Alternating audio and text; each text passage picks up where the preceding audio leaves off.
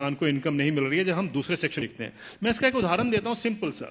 1970 में गेहूं का दाम 76 रुपए प्रति क्विंटल था, जो 2015 यानी 45 साल के बाद बढ़कर 1450 रुपए प्रति क्विंटल हो गया 2015 में।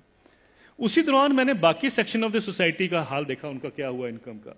मैं सिर्फ बेसिक पे और डीए ले रहा हूं। उसी दौरान में 45 साल के पीरियड में सरकारी मुलाजिम की जो बेसिक पे और डीए है वो 120 से 150 गुना बढ़ गया, और जो स्कूल टीचर्स की जो तनख्वाह बढ़ी है उस दौरान में वो 280 से 320 गुना बढ़ गई, और जो कॉलेज के यूनिवर्सिटी प्रोफेसर्स हैं उनकी तनख्वाह 150 से 170 गुना बढ़ी है उस 45 साल के पीरियड में। किसान की जो इनकम है, जो गेहूं के दाम से या धान के दाम से आप नापेंगे, वो 19 गुना बढ़ती है। अगर ये जितने सरकारी मुलाजमों की भी अगर इनकम 19 गुना बढ़ी होती तो ये नौकरी छोड़ चुके होते आज तक। प्रॉब्लम यह है कि किसान का हक क्या बनता है। अगर हम 45 साल के बाद जब उसको 1450 रुपए मिले थे, अगर मैं 100 गुना भी उसकी इनकम बाकी इनकम पैरिटी के नॉर्म से चलता हूं, तो उनकी इनकम जो है या उनका मिनिमम सपोर्ट प्राइस जो है वो 7600 रुपए प्रति क्विंटल बनता था। ये उनका हक है। 7600 रुपए क्विंटल बनता था, उनको मिला 1450 रुपए। फिर ये कहा जाता साहब ये पैसा कहां से आएगा। कभी आपने पूछा जब कॉर्पोरेट को पैसा दिया जाता है कहां से आएगा? कभी आपने पूछा 7वां वेतन आयोग का पैसा कहां से आएगा? 7वां वेतन आयोग जब सारे देश में फैलाया जाएगा, अभी तो सिर्फ सेंट्रल गवर्नमेंट का है, तो क्रेडिट स्विस बैंक की स्टडी कहती है 4,80,000 करोड़ रुपए हर साल एडिशनल खर्चा होगा। किसी ने नहीं पूछा कि पैसा कहां से आएगा, किसी ने नहीं कहा कि फिस्कल डेफिसिट बढ़ जाएगा। आप किसान को 2 लाख रुपए दे दीजिए, 2 लाख करोड़ रुपए अनाउंस कर दीजिए साल का देंगे, हाहाकार मच जाएगा इस देश में। अरे ये पैसा व्यर्थ जा रहा है, ये लोग डिजर्व नहीं करते हैं, ये सारा कुछ होगा, फिस्कल डेफिसिट बढ़ जाएगा। लेकिन इंप्लॉइज के लिए किसी ने कहा फिस्कल डेफिसिट बढ़ जाएगा?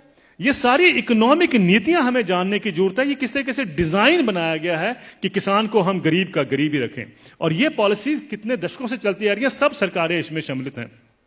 अब आपका जो सवाल था कि ये क्या कारण है, इसका कोई बीच का रास्ता भी हो सकता है। बीच का रास्ता हम क्या ढूंढते हैं, मुझे एक छोटी सी बात बता दीजिए। जब आपका इनकम मिलती है, 7वां वेतन आयोग मिलता है या किसी को भी अपनी इनकम मिलती है, तो क्या कभी किसी ने सोचा है कभी किसान को कभी हाउस रेंट मिला हो, कभी एजुकेशन रेंट मिला हो, कभी हेल्थ अलाउंस मिला हो, कभी बच्चों के लिए मेडिकल अलाउंस मिला हो?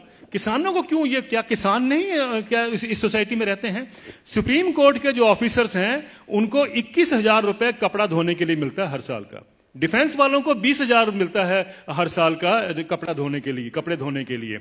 और वो लड़ाई कर रहे हैं आजकल, डिफेंस वाले कह रहे हैं कि साहब सुप्रीम कोर्ट वालों को ज्यादा क्यों मिलता है, हम तो बॉर्डर पे रहते हैं। मेरा यह सवाल है, क्या किसान के पास कपड़े नहीं होते धोने को? कभी आपने सुना है कि किसान के कपड़े के लिए 20,000 रुपए भी कभी उसमें ऐड किया गया हो? मिनिमम सपोर्ट प्राइस में क्या करते हैं हम, जो उसकी लागत लगती है और फैमिली लेबर जो लगती है उसको जोड़ लेते हैं, बस यही। और अभी तो एम्प्लॉइज के लिए 108 अलाउंसेस भी होते हैं। अभी तो तनख्वाह और डीए के बाद 108 अलाउंस मिलते हैं। जिस भी सज्जन को 108 अलाउंस मिलते हैं उसको तनख्वाह की क्या जरूरत है, मुझे ये बता दीजिए। लेकिन अगर मिलते हैं तो मैं ये नहीं कहता कि नहीं मिलने चाहिए, लेकिन क्या किसान ने क्या गलत किया है कि उसको नहीं मिलते हैं? मैं ये कहना चाहता हूं, कभी किसान के एमएसपी में हाउस रेंट जोड़ा गया है, कभी उसका मेडिकल अलाउंस जोड़ा गया है, कभी उसके बच्चों के लिए एजुकेशन अलाउंस जोड़ा गया है? क्यों? क्या उसने बच्चे नहीं पालने हैं? हम ये क्यों मान के चलते हैं कि किसान तो हमारे देश के ऊपर बोझ है, इसके ऊपर हम दान कर रहे हैं? आप दान नहीं कर रहे हैं, आप उसको एक्सप्लॉइट कर रहे हैं, आप किसान को निचोड़ रहे हैं, और उसी के साथ आपकी अर्थव्यवस्था चलती है। यह अर्थव्यवस्था के जब तक हम ढांचे को नहीं देखेंगे, हमें समझ नहीं आएगा कि किसान को मार इतने सालों से क्यों पड़ रही है।